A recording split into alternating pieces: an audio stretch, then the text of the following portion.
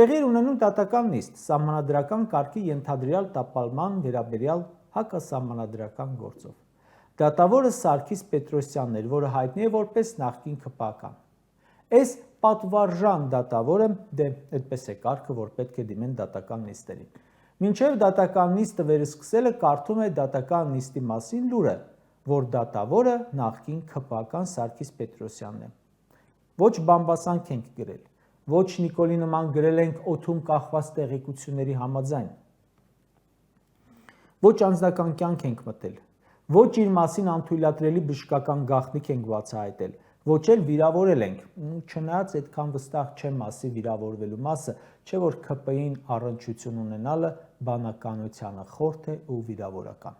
Մի խոսքով, աչքերի դեմը սևանում է, մտնում է նիստերի դահլիճ ու սկզբից փորձում է միջամտել իմ խմբագրության աշխատանքներին։ Հետո էլ, որ բացատրում են, թե որը որից հետո է, դահլիճից դուրս է հանում Երևան Today լրագրողին, որը ի դեպ իր մասնագիտական պարտականությունն էր իրականացնում, այդտեղ գտնվում էր բացառապես